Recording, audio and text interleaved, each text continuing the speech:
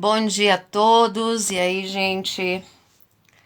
Vamos lá para mais uma leitura devocional das Escrituras. Vamos nos alimentar aí do pão que vem do céu, do maná, para que a gente possa se fortalecer, para que a gente possa estar firme na rocha, porque os dias são maus, a gente não sabe o que vem por aí, e é somente a palavra que pode fazer com que nós estejamos em pé diante das tribulações. E essa é a nossa fé. Essa é a fé que nós andamos.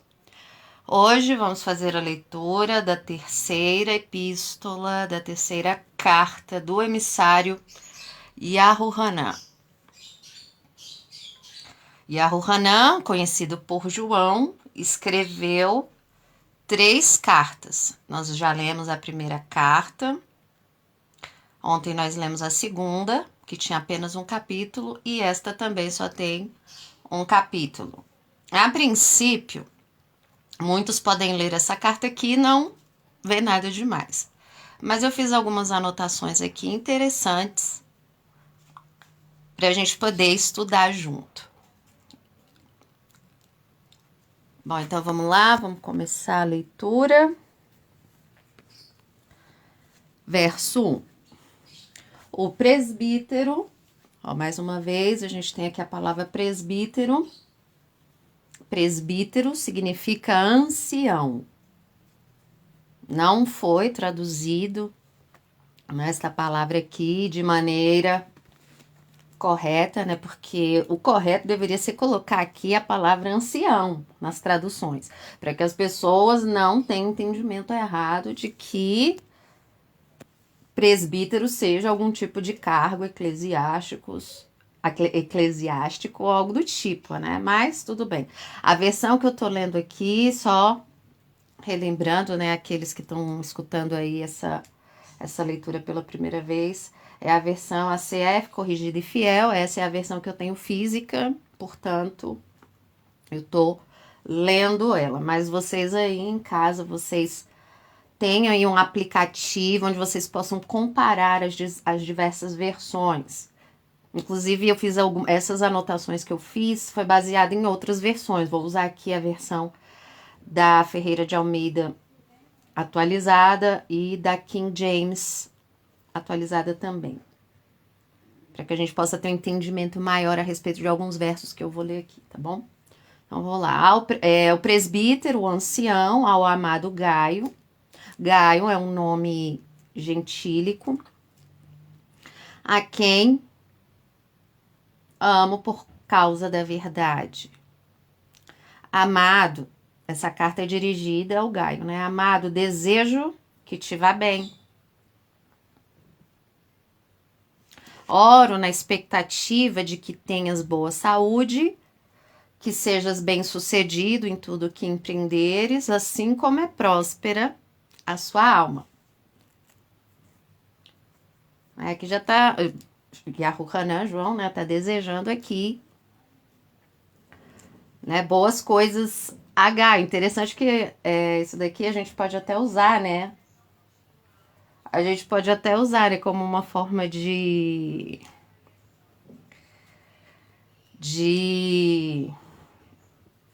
Ai, como é que eu vou falar isso, gente? Bom, deixa pra lá. Porque muito me alegrei quando os irmãos vieram, nos deram boas notícias sobre a tua fidelidade, de como segues caminhando na verdade. Fidelidade é um atributo do Criador. A fidelidade é um atributo do Criador que apenas os eleitos, apenas aqueles que nasceram de novo, são capazes de andar neste caminho. Hoje, nessa geração, como em outras também, né, a gente vê que é muito difícil as pessoas serem fiéis. As pessoas, elas são infiéis nos seus relacionamentos, elas são infiéis nos seus negócios, elas são infiéis nas suas crenças. E por que elas são infiéis? Porque elas andam segundo os interesses, seus próprios interesses, elas andam segundo as vontades e desejos da sua carne. Então, ao homem natural é muito difícil exercer esse atributo da fidelidade. As pessoas elas não conseguem ser fiéis. Elas têm uma dificuldade em ser fiéis. Por quê? Porque ao homem natural isso não é possível. Elas podem até ser fiéis por algum tempo, por conta dos seus próprios interesses. Mas mudando o interesse, muda a fidelidade. É assim que caminha as pessoas do mundo, né? E é por isso que a gente vê aí muitos problemas, muito sofrimento, muito mal na Terra, né? Pela ausência de vários atributos, né? Mas principalmente o da fidelidade, que também significa fé. Emuná, em hebraico. Em hebraico, a fidelidade também significa fé. Então, quando é exigido de nós que tenhamos fé, a fé também significa fidelidade. Somente aqueles que verdadeiramente andam no caminho andam em fé, em fidelidade, pois eles realmente creem que aquele caminho é o caminho da verdade. Então, tenham isso em mente. As pessoas fiéis, verdadeiramente fiéis, essas sim estão caminhando na verdade. Vamos lá para o verso 4. Não tenho maior alegria que este, o de ouvir que os meus filhos andam na verdade. Amado, procedes fielmente, com fidelidade. Em outro lugar ainda diz o seguinte: quem é fiel no pouco, é fiel no muito. Quem não é fiel no pouco, não é fiel no muito. Então, se as pessoas não têm fidelidade no pouco, elas não serão fiéis no muito.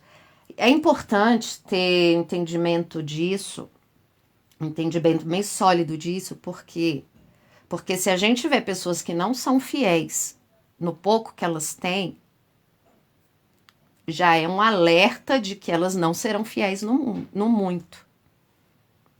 Então, não adianta dar chance, não adianta confiar ou acreditar na esperança de que a pessoa poderia ser fiel, né, caso tivesse mais. Porque se ela não é fiel no pouco, ela não será fiel no muito. É isso que a palavra está ensinando. Procederes fielmente em tudo o que fazes para com os irmãos e para com os estrangeiros, para com os desconhecidos, os quais, em presença da congregação, da igreja, testificaram do teu amor, da tua benignidade, aos quais, se conduzires como é digno para com o Criador, bem farás. Agora, olha só que interessante esse verso 7. Eu vou ler na tradução da Ferreira de Almeida atualizada. Olha o que está escrito. Pois por causa do nome foi que saíram. Olha esse verso, que curioso. Foi por causa do nome que saíram. Na versão ACF, tá aqui, ó. Porque pelo seu nome saíram, nada tomando dos gentios. Como se tivesse saído em nome de Gaio, né? Mas na tradução, nas outras versões, diz que foi por causa do nome que saíram. Olha que interessante. Que nome é esse? E ainda coloca um nome, a palavra nome, de onomas em grego, com a primeira letra N maiúscula. Interessante isso, né? E olha o que diz na versão King James. Porquanto foi por causa do nome com N maiúsculo. Olha só, gente, que coisa mais curiosa. Foi por causa do nome que saíram. Que nome foi esse, gente? Que nome foi esse? Será que ele está se referindo ao nome do Gaio? Mas se foi por conta do nome do Gaio, por que a palavra nome está escrito aqui, foi colocada com letra maiúscula? o N do nome. Interessante isso, né? Curioso. Foi por causa do nome que saíram sem aceitar nada dos gentios. Portanto, aos tais devemos receber, para que sejamos cooperadores da verdade. Né? Esses irmãos aqui saíram por causa do nome. Que nome é esse? Né? Nada recebendo dos gentios. Né? Então, receba esses irmãos, porque eles estavam procedendo bem. Paulo está dando aqui esses conselhos. Verso 9. Tenho escrito a congregação, tenho escrito a igreja, mas Diótrefes, que procura ter entre eles o primado, a primazia, a liderança, não nos recebe. Olha que interessante. Fiz algumas anotações a respeito desse Diótrefes, porque aqui a gente já vê que esse Diótrefes já está andando em oposição a Yahuanã. Vamos tentar entender quem é esse Diótrefes. Bom, segundo o dicionário de Strong, o nome Diótrefes é um nome grego, está no Strong G 1361,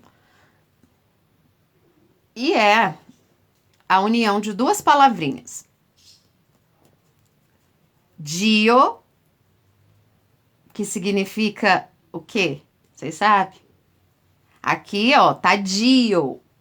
E o que esse dio que tá no Strong G2203 significa? Significa, sabe o quê? Zeus. Dio, que também a gente pode entender como Deus. No dicionário de Strong é Zeus. E Zeus também é Júpiter. Júpiter. Que significa Deus Pai. Olha só, né, gente? Por isso que a gente tem que ter aí, né, bastante prudência para analisar isso daí, porque os gentios, eles também tinham as divindades deles, e as divindades dele também tinham um Deus Pai, também tinha um filho desses Zeus.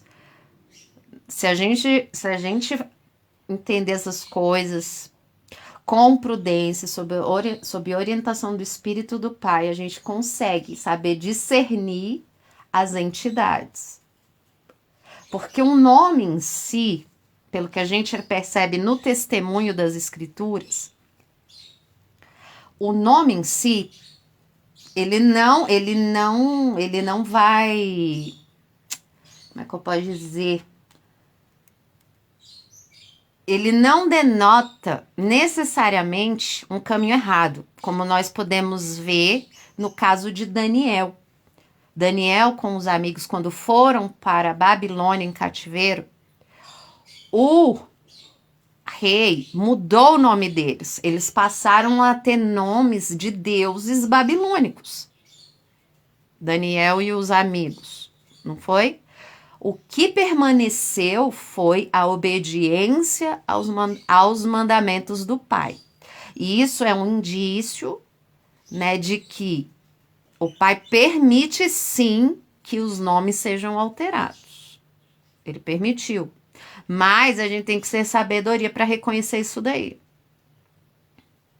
Não é a mesma coisa aqui, ó. Nos evangelhos a gente vê lá um crente que se chama Apolo. E aqui também a gente tem esse crente aqui que se chama Diótrefes, né? Mas esse crente o nome dele já tá apontando para uma coisa ruim, né? Então, e olha só, Diótrefes. O que significa o nome dele? Dio, Zeus ou Júpiter, e Trefo, G5142, que significa nutrir, alimentar e educar. Então, veja que aqui um suposto convertido, gentil, né, com o nome, né, gentílico, já estava ali arrumando confusão no meio dos crentes, né, querendo ali ter o primado, a primazia, ser melhor. né, que os outros, e não estava recebendo os irmãos da parte de João, da parte de Aruanã. Olha que interessante, olha só as divisões já aparecendo aí, né? Lembra que tem uma passagem nas escrituras que o apóstolo Shaul, Paulo, até fala, né, que já tinha ali aquelas divisões. Ah, se uns dizem eu sou de Apolo, eu sou de Paulo, eu sou de não sei quem, acaso não sois carnais? Promovendo esse tipo de divisão. Então, gente, dessas coisas a gente já percebe que as pessoas, a inclinação das pessoas são sempre as mesmas. A inclinação da carne, elas são sempre as mesmas, tanto naquele povo que andou diretamente com os discípulos, andou diretamente, quanto é hoje. Ou foi ali nas outras gerações. As pessoas, a inclinação da carne é a mesma, não muda. Porque tem gente que pensa assim, os discípulos, aqueles irmãos que andaram com Paulo, que andaram com João, esses aí, eles tinham como se eles tivessem poderes especiais. E não é assim, pelo que a gente vê aqui, as pessoas, o ser humano em si, é o mesmo em todas as gerações, com as mesmas inclinações da carne. E é aí que a gente tem que aprender a discernir sob a direção do Espírito.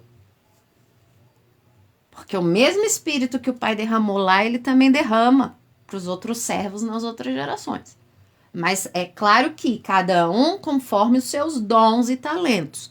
Tem uns que o Pai vai dar mais dons, outro vai dar menos, outro vai dar uma outra coisa, né? Cabe a nós diferenciar e saber também usar os dons que a gente está recebendo. Porque aquele que multiplica os seus dons recebe mais. Mas aqueles que não fazem, até os que têm, é tirado. Olha só o perigo de não multiplicar, de se enterrar o dom que recebe. Porque até o que tem é tirado para dar para aqueles que têm usado o dom. Olha, gente, que coisa mais fantástica e ao mesmo tempo grave, né, para aqueles que não usam os dons que recebe. Porque o pouco que tem é tirado. É por isso que tem gente aí, né, que começa bem e por não usar o dom, eles vão perdendo. Eles vão perdendo toda aquela unção que tinha, né, da palavra. Então, tá vendo aí, ó? Diotrefes é educado, alimentado por Zeus. Então, Dio vem de Dio, que tá ligado a Deus mesmo, viu, gente? É público e notório isso daí. E Zeus é um nome próprio. Interessante, né? Ter colocado um título Deus, um título comum, tirado de um nome próprio. É muito estranho. Pra vocês verem que a gente tem sim raízes. O cristianismo, o nosso cristianismo que a gente segue agora, tem raízes pagãs, sim. E tanto é que tem que o título comum para a divindade foi tirado do nome próprio da divindade dos pagãos. Olha só, gente. É no mínimo curioso, né? Então, vamos continuar aqui. Esse Diótrefes estava querendo lá, fazendo divisão dos irmãos, querendo ser lá o bambambam, o melhor e tal. E não estava recebendo os irmãos da parte de Aruanã. Aí, João e Aruanã continua. Por isso, se eu for lá, trarei à memória as obras que ele faz. Que obras? Proferindo contra nós palavras maliciosas. E não contente com isto, não recebe os irmãos e impede os que querem recebê-los. Dentro dessa congregação, esse Diótrefes devia ser o líder lá.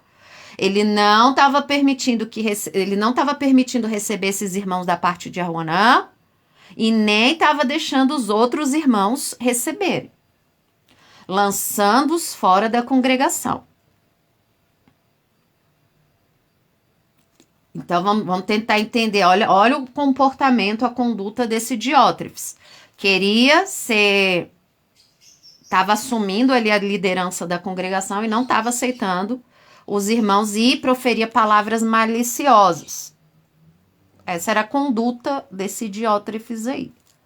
Só lembrando que, vamos ler aqui um versinho, 1 Coríntios 1:12. Tá, isso eu já li.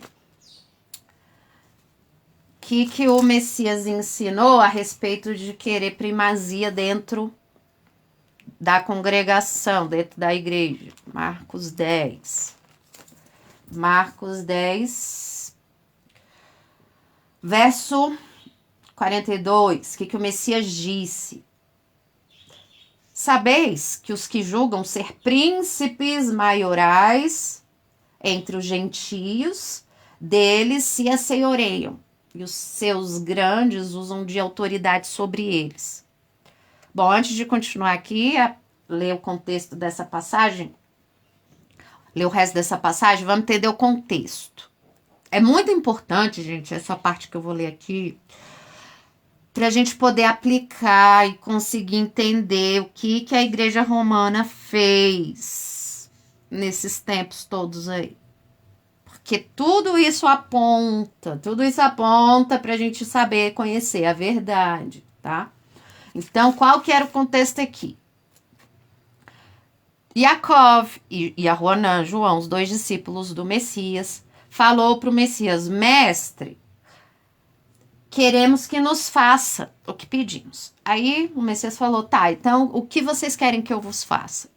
Aí eles falaram: concede-nos que na tua glória nos assentemos, um à tua direita e outro à tua esquerda. Olha aqui, ó, já manifestando aqui, né, uma vontade, um interesse carnal. Veja que até os discípulos, quando andavam com o Messias, eles também andavam, né, assim, às vezes manifestando inclinações da carne. Igual uma vez, né, quando eles saíram para pregar, e aí tinha lá o povo que não dava ouvidos para ele, e eles, né, ali na motivação da carne, falou: vai, conceda-nos que a gente, né, pede para que caia um raio ali na cabeça deles. Né? E o Messias falou: vocês não sabem o que dizem, eu não sei de que espírito vocês sois para falar uma coisa dessa. Então, nessa época aqui, né, os próprios discípulos, eles ainda eram um pouco ingênuos, né, na sua conduta, da mesma forma que aconteceu aqui, né? Aí ele falou lá: concede-nos da tua glória para que um sente à direita e eu à tua esquerda. Aí o Messias, na sua paciência, falou: não sabeis o que pedis. Podei vós beber o cálice que eu bebo e ser batizados com o batismo que eu sou batizado e tal. Aí tá, aí o Messias ainda falou: ó, o assentar-se à minha direita ou à minha esquerda não me pertence a mim concedê-lo. Não cabe a mim concedê-lo. Cabe a quem então? É ao Pai. Por isso que ele diz aqui, ó: mas isso é para aqueles a quem está reservado. É o Pai que decide, ele que escolhe, ele que reserva. Não cabe ao Messias decidir quem senta à esquerda ou à direita. Tá bem claro aqui. Que o Messias... Isso daí, não é? E aí, dentro desse contexto, o Messias pega e diz aquele verso que eu estava falando: sabeis que os que julgam ser príncipes entre os gentios, ou seja, os pagãos, ele está usando como exemplo o que os pagãos fazem. O que os pagãos fazem? Tem os príncipes e tem os que obedecem. Essa é uma prática pagã de gentios. Ó, a gente vai dominar sobre vocês, tá? E aí tem os dominados. né? E os seus grandes usam de autoridade sobre eles. Esse é o padrão do mundo, né? Porque gentios também é considerado como sendo o mundo. E é por isso que nós temos os faraós e o povão, os reis e o povão. Esse padrão é um padrão do mundo. Por isso que quando os israelitas pediram um rei, o Eterno, o Pai, né, ele disse, olha que os israelitas, eles querem copiar o padrão dos gentios. Porque eles querem alguém que domine sobre eles. É uma inclinação do próprio povo. O povo, ele tem necessidade de ter um rei sobre eles. E aí o Messias continua. Mas entre vós não será assim. Não será assim como? Não vai ter o que vai dominar, não vai ter aquele que vai ser maior. Não vai ser assim. Antes, qualquer que entre vós quiser ser grande, será vosso serviçal. E qualquer que dentre vós quiser ser o primeiro, será servo de todos.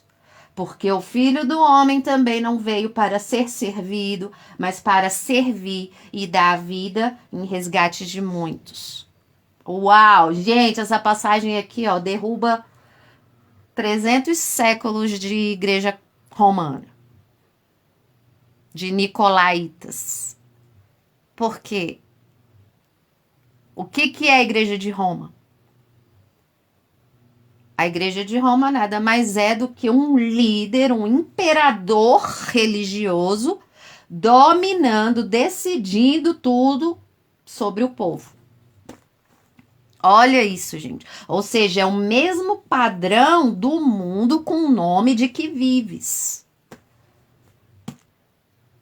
Gente, olha só, mais claro que isso, só quando o Messias voltar. Então tá vendo aqui, né? Isso que o Messias ensinou. Então, todos aqueles que dizem servir, todos aqueles que dizem que o servem, deve andar como ele andou. Se não estiver andando como ele andou, é porque não é discípulo dele verdadeiramente. Tá bem claro isso.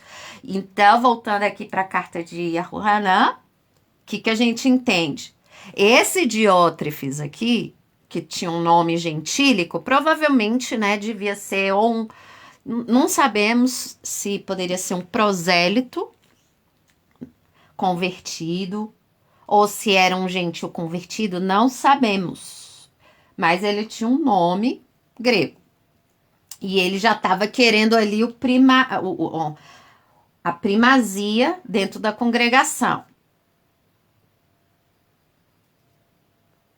E tem outra passagem também.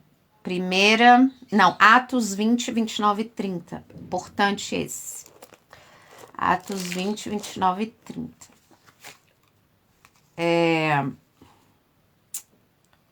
Olha só, Paulo já estava alertando o que ia acontecer quando ele fosse embora ali daquela congregação. O que ele disse? Verso 29, capítulo 20.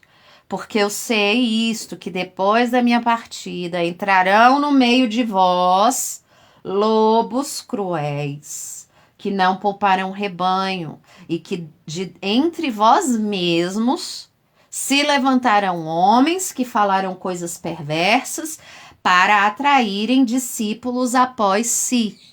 Tá vendo que aqui ele já tá revelando, olha, gente, depois que eu partir, vai vir gente que se diz irmão aqui no meio, vai falar coisas que vai ser contra as escrituras, que vai ser contra a verdade para atrair discípulos para si. Quem são esses? Não sabemos, pode ser aquelas duas classes que eu comentei, judeus cortados, cristãos gnósticos, os dois juntos, porque nós sabemos que A igreja romana estava misturada ali com judeu errado, judeu convertido errado, cristão, né? Cristão errado também. Gente, as pessoas, quando elas querem ser malvadas, não interessa de onde vem, os maus vão se juntar também. Do mesmo jeito que aqueles que são guiados pelo Espírito, eles se juntam, independente, né, se são gentios ou israelitas ou qualquer coisa assim,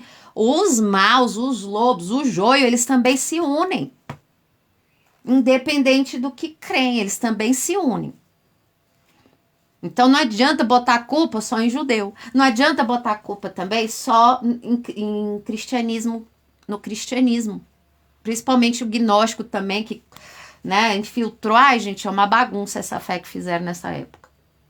Né? Porque eles também podem se juntar contra os verdadeiros. Quem é mau faz aliança com quem é mau.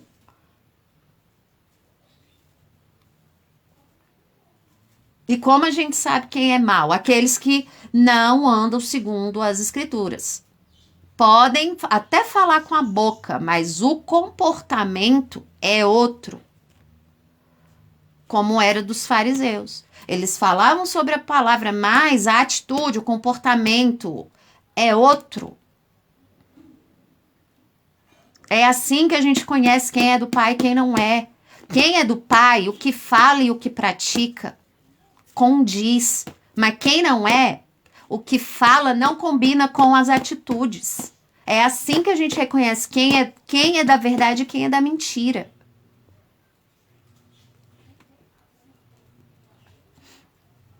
E ele disse aqui que entrariam pessoas lá dentro e não poupariam o rebanho. Né? E, cadê? Verso 31. Portanto, vigiai, lembrando-vos que durante 3 anos não cessei, noite e dia, de admoestar com lágrimas a cada um de vós. Que isso ia acontecer. E o Messias falou disso daqui, na parábola do trigo e do joio. Que o inimigo semearia o joio, depois que os discípulos dele, os verdadeiros discípulos, dormissem. E o dormir é uma figura para morrer. E foi exatamente o que aconteceu. E o que é joio e trigo? É crente e falso crente. É crente verdadeiro e crente falso. Porque tem aparência de crente. A parte exterior parece crente, mas é o coração que vai revelar se a pessoa é crente mesmo ou não. Se a pessoa é joio ou é trigo, é o coração que vai revelar. E nós podemos conhecer o coração, tanto pelas palavras que saem da boca, porque tem gente que não usa máscara, então as palavras acabam revelando o coração. Mas tem gente que usa máscara, então pode falar coisa boa, mas o coração podre. E os fariseus, eles tinham a capacidade de fazer as duas coisas. Tanto falar coisas más e perversas, quanto fingir palavra boa sendo mal. Olha só, gente, como que é, né? Como que são, assim... Esse proceder é em todos os tempos. Quem anda igual ao mundo não consegue ver isso. Por quê? Porque anda igual ao mundo. Então não sabe identificar quem é perverso e quem não é. Quem tem um coração ruim, quem não sabe identificar. Só quem sabe identificar é quem anda segundo a verdade. Quem anda igual ao mundo não sabe. É por isso que tem aí muitos dos perversos que têm discípulos. É por isso que a igreja romana vingou. E tem vários seguidores.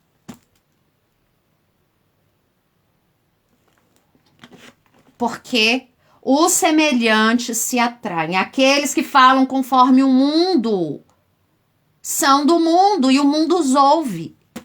Aqueles que são do Criador falam as palavras do Criador e o mundo não nos ouve. Porque o mundo não gosta de quem fala a palavra do Pai. É assim que funciona.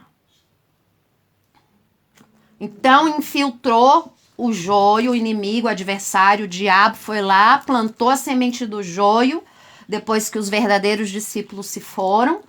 E aí, o que aconteceu? Nasceu um monte de joio lá. E aí os mensageiros, aí vem o plano espiritual. Aí vem o plano espiritual. Os mensageiros, os anjos, falaram para o Messias: olha ali o joio. E o Messias falou: foi o adversário que plantou. Foi o de tá, olha o joio ali, ó, tá começando a infiltrar um monte de ideia errada, olha o tanto de heresia, olha ali. Aí falou: quer que a gente vá lá arrancar? Isso no mundo espiritual. E o Messias falou o quê? Não, para que não acabe arrancando também o trigo. Por quê? Porque naquela época estava tudo misturado. Crente verdadeiro, crente falso, tudo misturado. E o Messias falou: não, deixai-os crescer juntos. Deixa aí esse joio crescendo aí, junto com os verdadeiros. Até o fim, até a hora da ceifa. Qual que é a hora da ceifa? Ele explica depois na sequência a parábola. É o fim do mundo. Então foram aí, ó, 2 séculos crescendo joio com trigo. 2 séculos crescendo joio. E a gente já tá aqui, gente. Ceifa, que é quando vai vir os mensageiros, os anjos do Messias, e vai separar joio de trigo. Porque já cresceu, já tá grande, já dá pra ver as heresias já. Não tá mascaradinho. Antes, no começo, tava mascarado, sabe? As pessoas, os crentes verdadeiros com os crentes falsos, tava ali meio misturado. Agora não, agora já tá público e notório as heresias. O joio já cresceu, o trigo já tá grande também. Agora chegou a hora dos anjos do Pai virem separar joio de trigo. Bem-aventurados aqueles que estão caminhando na verdade. Bem-aventurados aqueles que têm olhos para enxergar essas coisas e poder estar de pé diante do Messias. Agora, os cegos, o joio, porque o joio diz que vê, mas não vê. Imagina a decepção dessas pessoas quando chegar os anjos para fazer separação de joio de trigo. Imagina, ali haverá choro e ranger de dentes, porque eles serão jogados nas trevas exteriores. Que trevas são essas? Misericórdia daqueles que foram experimentar essas trevas, hein? Ai, ai. Então tá, gente. Vamos continuar aqui. Você vê, um capítulo só, né? E olha o tanto que tá demorando. Vamos continuar.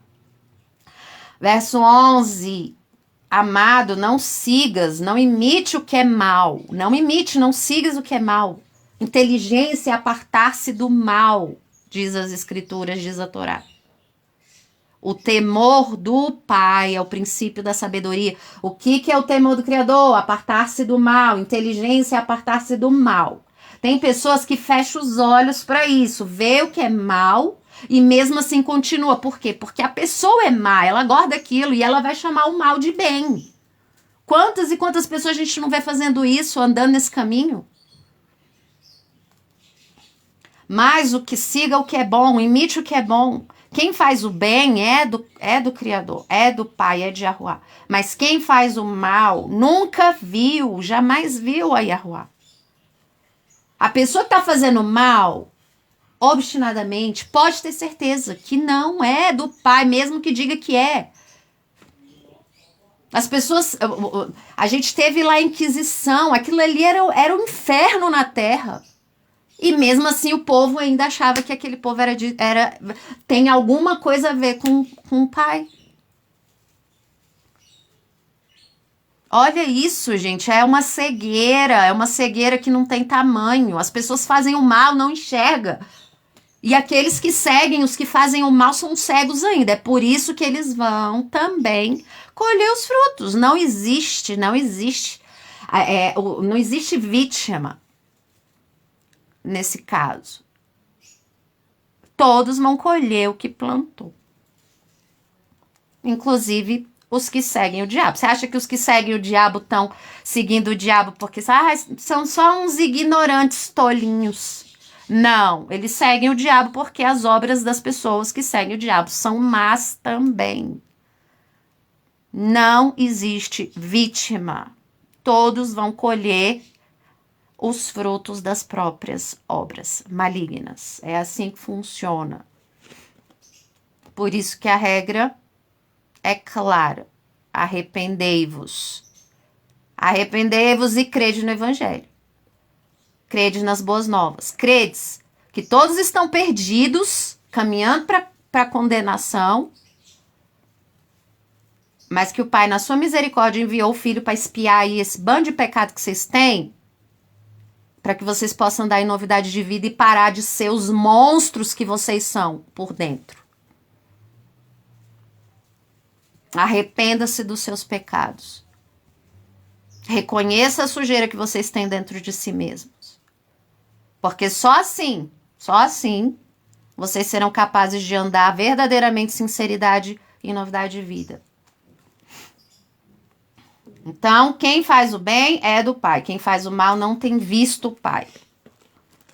Todos dão testemunho de Demétrio. Todos falam que Demétrio é esse ser maligno, que fala palavras maliciosas, que fica aí tentando liderar sobre os outros irmãos, não recebe lá os que vêm da parte de Aruanã. E aqui é importante entender o seguinte, Aruanã já tinha dito para que os irmãos ficassem longe de quem viesse ensinando uma outra doutrina. Mais um motivo de estar alinhado com as escrituras. Porque quem não está alinhado com as escrituras vai fazer isso defendendo heresia. Igual Diótrefes.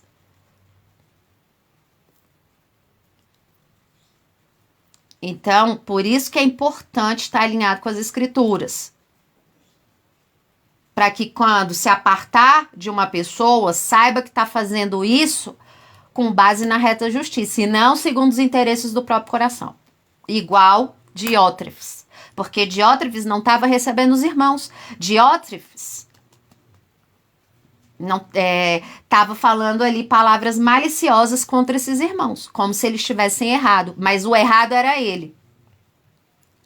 Então que a gente tenha sabedoria para saber de quem que a gente se aparta e de quem a gente não se aparta. Porque sempre vai ter o que vai aparentar tá falando a verdade, mas tá falando mentira, e o que tá falando a verdade tá falando a verdade mesmo. Todos dão testemunho de Demétrio, até mesmo a verdade, e também nós testemunhamos. Ou seja, era público e notório o mau proceder de Diótrefes. Era público e notório, todo mundo via, não tinha nada escondido ali. E vós bem sabeis que o nosso testemunho é verdadeiro. Como que a gente sabe que o testemunho de alguém é verdadeiro? Quando é segundo as escrituras e quando o comportamento, as atitudes fazem jus ao que a pessoa prega. Esse testemunho é verdadeiro.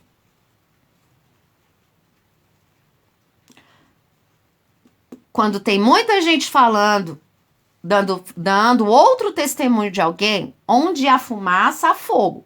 É claro que existem aí maledicências, tem gente que vai mentir, tem gente que vai dar falso testemunho pode dar falso testemunho sobre alguém. Mas quando as pessoas estão falando que a verdade é pública e notória, que a pessoa não anda conforme a verdade, é porque ela não anda conforme a verdade. Então a gente tem que ter olhos para enxergar e para reconhecer, para discernir o bem do mal, o verdadeiro do falso. E aí, para finalizar, Yahuanan diz: tinha muito que escrever, mas não quero escrever-te com tinta e pena, espero, porém, ver-te brevemente e falaremos face a face, paz, shalom seja contigo, os amigos te saúdam. Saúdam os amigos por nome. Pronto, gente. Finalizo aqui a leitura da terceira carta do apóstolo Yahuanan. João.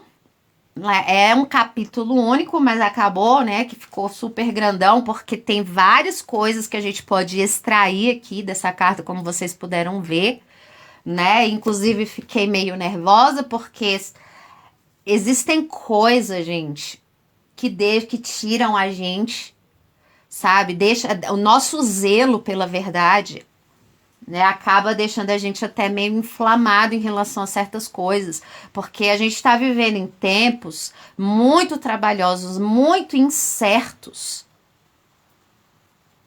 E a única coisa que pode nos firmar na rocha e nos trazer segurança é a prática da verdade.